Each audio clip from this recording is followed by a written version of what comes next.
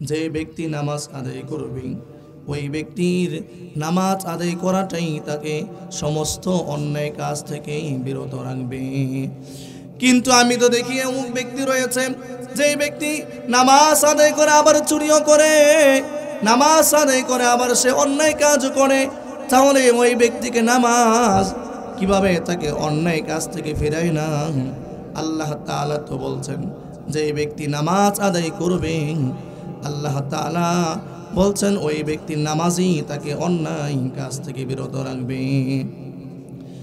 জনাবে রাসূলুল্লাহ সাল্লাল্লাহু আলাইহি ওয়াসাল্লাম বলেন, ওই ব্যক্তিকে নামাজ পড়তে দাও, ওই ব্যক্তির নামাজই তাকে অন্যায় কাজ থেকে বিরত রাখবে। নামাজ পড়তে পড়তে যখন ঠিক মতো নামাজগুলো আদায় করবে, নামাজের ফরজ, নামাজের ওয়াজিবাত, সুনান, মুস্তাহাব সহ ঠিক মতো নামাজ আদায় করবে, ইখলাসের সাথে যখন সে নামাজ আদায় করবে, ওই নামাজই তাকে অন্যায় কাজ থেকে বিরত রাখবে। কিছুদিন পরে সেই সাহাবী আবার আল্লাহর রাসূলের কাছে আসছে।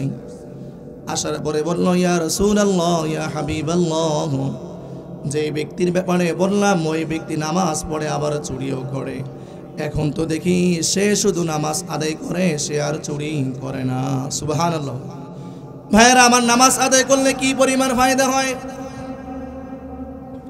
জনাবে রাসূলুল্লাহ সাল্লাল্লাহু আলাইহি ওয়াসাল্লাম বলেন, যে ব্যক্তি 5 ওয়াক্ত নামাজ আদায় করবে ওই ব্যক্তির সমস্ত সগীরা গুনাহগুলো ক্ষমা হয়ে যায়, মাফ হয়ে যায়। জোরে বলুন সুবহানাল্লাহ। যে ব্যক্তি ফজরের নামাজ আদায় করলো আবার জোহরের নামাজ আদায় করলো, মাঝখানে যত সগীরা গুনাহ হয়ে যাবে সমস্ত সগীরা গুনাহগুলোকে কে ক্ষমা করবেন? জোরে আওয়াজ করে বলুন, কে ক্ষমা করবেন? আল্লাহ।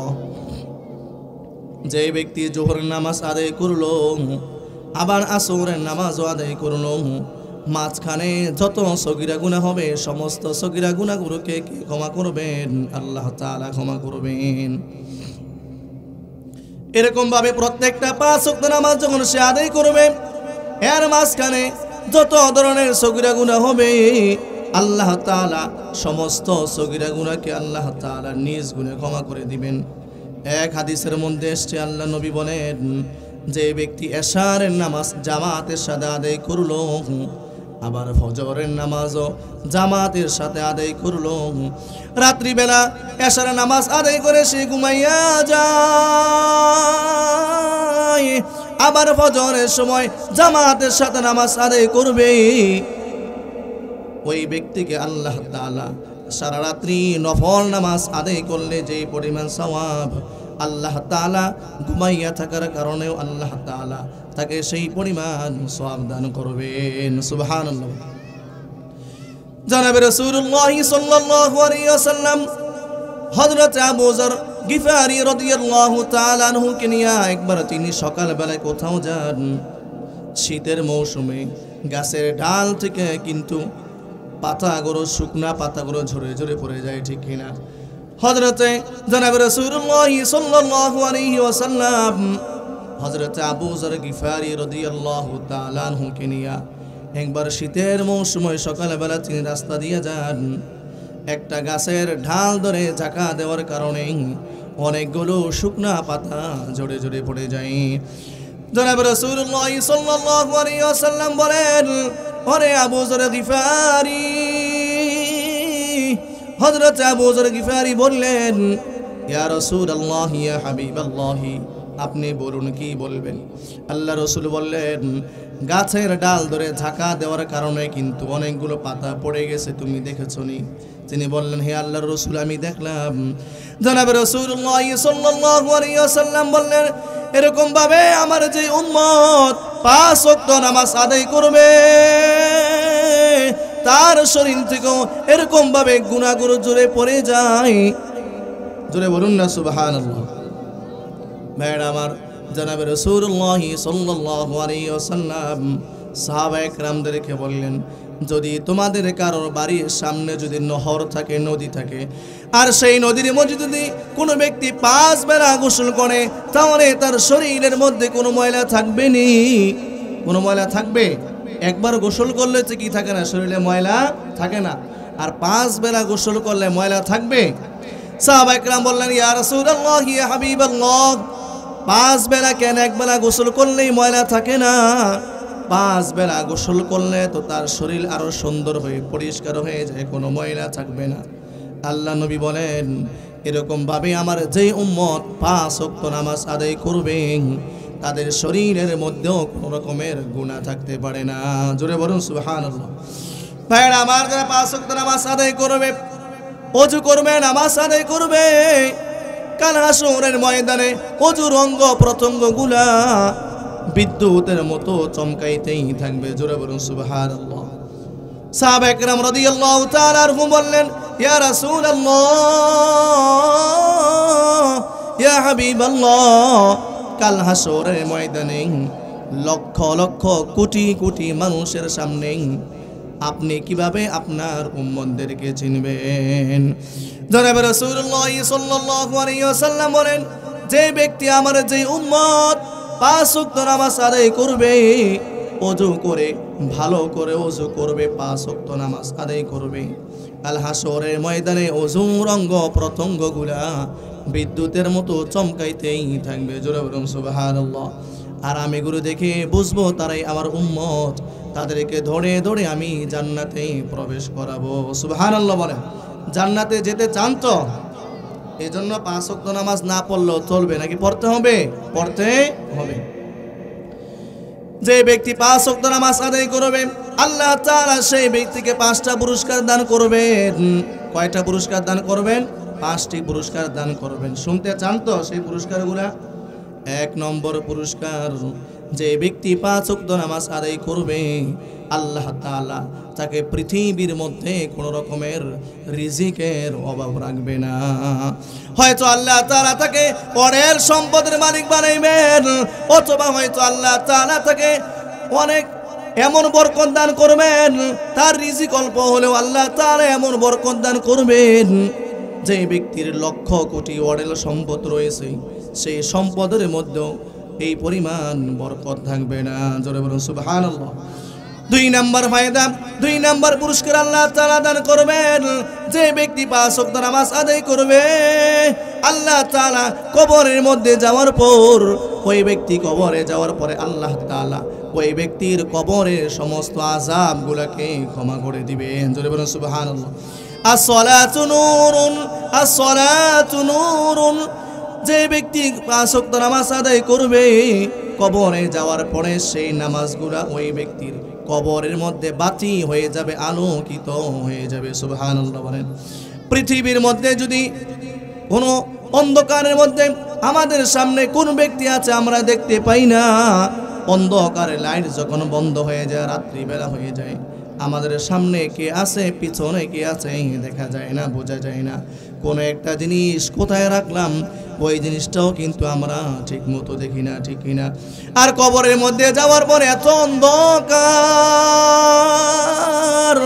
এত অন্ধকার থাকবে, কিছুই দেখা যাবে না, কোথায় কি আছে কিছুই দেখা যাবে না, নিজেকেও দেখা যাবে না। যদি সেদিন আলো থেকে, অন্ধকার থেকে যদি আলোর দিকে বের হইতে চান, আলো পাইতে চান, তাহলে সেই ক্ষেত্রে নামাজের বিকল্প কিছু নাই। as-salatu nurun, যে ব্যক্তি 5 ওয়াক্ত নামাজ আদায় করবে, কবরে যাওয়ার পর ওই নামাজ তার কবরের মধ্যে আলোকময় হয়ে যাবে। সুবহানাল্লাহ বলুন। এরপরে ওই ব্যক্তির কবরে আযাবকে আল্লাহ তাআলা ক্ষমা করে দিবেন। 3য় নাম্বার, আল্লাহ তাআলা পুরস্কার তাকে দান করবেন। হাসরের ময়দানে আল্লাহ তাআলা তাকে বাম হাতে নয়, ডান হাতে আমল নামা দান করবেন। সুবহানাল্লাহ বলুন। আল্লাহ তাআলা তাকে লক্ষ লক্ষ মানুষের সামনে, কোটি কোটি মানুষের সামনে আল্লাহ তাআলা ওই ব্যক্তির ডান হাতে আমল নামা দান করবেন। ওই ব্যক্তি এমন খুশি হবে, এমন খুশি হয়ে যাবে, খুশিতে বাগবাগ হয়ে যাবে, এত খুশি হয়ে যাবে, মানুষ ডেকে ডেকে ডেকে বলবে, কোথায় রে তোমরা?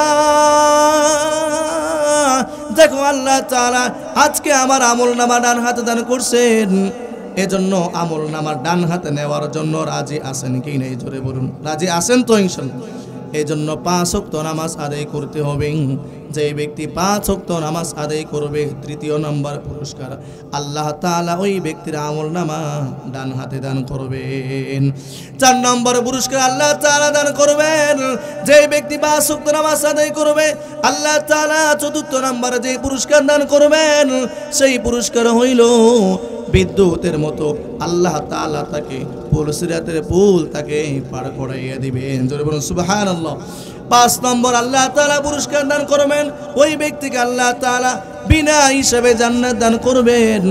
বিনা হিসাবে জান্নাতে যেতে চান তো এই জন্য কি করতে হবে? নামাজ আদায় করতে হবে। নামাজের কোনো বিকল্প নেই। যে ব্যক্তি ঠিক মতো 5 ওয়াক্ত নামাজ আদায় করবে, আজান হতে দেরি হয়, ওই ব্যক্তির মসজিদে যেতে দেরি হয় না। অনেক মানুষ এরকম আছে না?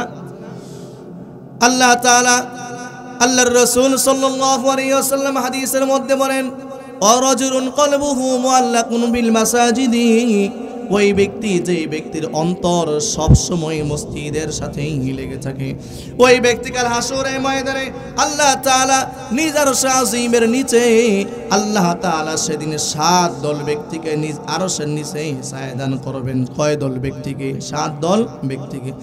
যেদিন আল্লাহ তাআলার আরশে আজিমের নিচে ছায়া ছাড়া কোনো ছায়া থাকবে না, সেদিন আল্লাহ তাআলা ওই 7 দল ব্যক্তির মধ্যে 1 দল ব্যক্তি হলো সেই ব্যক্তি যেই ব্যক্তিরা সব সময় তাদের মনটা মসজিদের মাইকে লেগে থাকে, মসজিদে লেগে থাকে। কখন আজান হয়ে যাবে আর সাথে সাথে সে দৌড়াইয়া মসজিদে চলে যাবে। সেদিন কঠিন পরিস্থিতি হয়ে যাবে, মানুষের 1 হাত উপরে সূর্য থাকবে, কঠিন পরিস্থিতি সেদিন হয়ে যাবে। কঠিন পরিস্থিতি হবে, মানুষের মগজগুলো ক্ষয়ে ক্ষয়ে পড়বে। সেদিন আল্লাহ তাআলা বলবেন, আল্লাহ তাআলা সেদিন এমন কহার রূপ ধারণ করবেন, আল্লাহ তাআলার সামনে কেউ দাঁড়াইয়া কথা বলার সাহস পাবে না।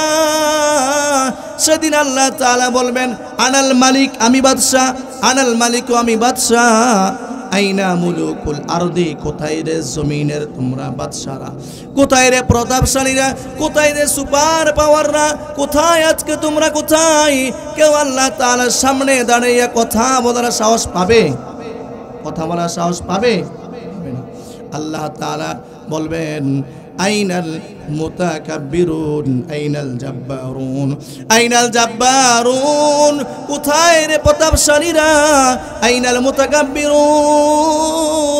কোথায় রে তারা, তোমরা কোথায় রে যারা পৃথিবীর ময়দানে যারা অহংকার করছো, যারা দাপট দেখাইছো, তারা কোথায়? তোমাদের দাপটের কারণে মানুষ তোমাদের সামনে যেতে পারে না। এরকম আছে কি না? ভাইরা আমার, সেদিন আল্লাহ তাআলার আরশে আজিমের নিচে ছায়া পাবে 7 দল ব্যক্তির মধ্যে 1 দল ব্যক্তি হলো যারা সদা সর্বদা তাদের অন্তরটা মসজিদের সাথে লেগে থাকে। জোরে বলুন না সুবহানাল্লাহ। হযরত আব্দুল্লাহ ইবনে মুবারক রাহমাতুল্লাহি আলাইহি অনেক বড় আল্লাহ ওয়ালা বুজুর্গ ছিলেন। হযরত আব্দুল্লাহ ইবনে মুবারক রাহমাতুল্লাহি আলাইহি তিনি তার জামানার মধ্যে সবচেয়ে বড় ওলি কামেল ছিলেন এবং সবচেয়ে বড় তিনি মুহাদ্দিস ছিলেন।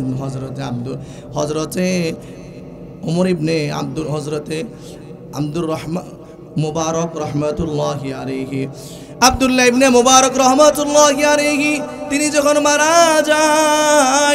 মারা যাওয়ার পরে তার বন্ধু স্বপ্নে দেখলো, তাকে জিজ্ঞেস করছে, আল্লাহ তাআলা আপনার সাথে কিরকম ব্যবহার করছেন, কিরকম আচরণ করছেন? হযরত আব্দুল্লাহ ইবনে মুবারক রাহমাতুল্লাহি আলাইহি বলেন, আল্লাহ তাআলা আমার সাথে সুন্দর ব্যবহার করছেন। আল্লাহ তাআলা আমাকে যেই পরিমাণ জান্নাত দান করছেন, আল্লাহ তাআলা আমার সাথে যেরকম সুন্দর ব্যবহার করছেন, এর চেয়ে ভালো সুন্দর ব্যবহার, এর চেয়ে ভালো জান্নাত আমার পাশের বাড়ি যে কামার, সেই কামারকে আল্লাহ তাআলা দান করছে। জোরে বলুন না সুবহানাল্লাহ। ওই ব্যক্তি ঘুম থেকে জাগ্রত হইয়া দৌড়াইয়া ওই কামারের বাড়িতে চলে যায়। যাওয়ার পরে তার স্ত্রীকে জিজ্ঞেস করলো, কি ব্যাপার, আপনার স্বামী কি এমন আমল করছে যেই আমলের কারণে আব্দুল্লাহ ইবনে মুবারক রাহমাতুল্লাহি আলাইহি ভালো জান্নাত আল্লাহ তাআলা তাকে দান করছেন? ওই মহিলাটা বলল, আমার স্বামী তো এত বড় কোনো আবেদ ছিল না, এত বড় কোনো আলেমও ছিল না, কিন্তু তার ভিতরে সব সময় একটা জিনিস কাজ করছে। সেই জিনিসটা হলো, যখনই মসজিদের মাইকে আজান হয়ে যাইত, সমস্ত কাজ ফালাইয়া সাথে সাথেই মসজিদে দৌড়াইয়া চলে যাইত। সুবহানাল্লাহ বলে। যখন তার হাতুড়ি উপরে উঠাইছে, হাতুড়ি সামনে ফেলবে, এমন সময় মাইক থেকে চলে আসছে আজান, আল্লাহু আকবার। আল্লাহু আকবার মানে আল্লাহ তাআলা সবচেয়ে বড়, আল্লাহ তাআলার উপরে কেউ বড় নাই। তিনি খেয়াল করলেন, যদি আমি আমার হাতুড়ির সামনে ফালাই, তাহলে সেই ক্ষেত্রে আল্লাহু আকবার হচ্ছে আমার হাতুড়ি কাজটা বেশি হয়ে যায়, বেশি বড় হয়ে যায়। তিনি এই কথা চিন্তা কইরা হাতুড়ির সামনে না ফালাইয়া পিছন দিক থেকে ফালাইয়া দৌড়াইয়া মসজিদে চলে যাইত। সুবহানাল্লাহ বলেন। এই জন্য 5 ওয়াক্ত নামাজ পড়ার দরকার আছে কি নাই? 5 ওয়াক্ত নামাজ আদায় করতে হবে।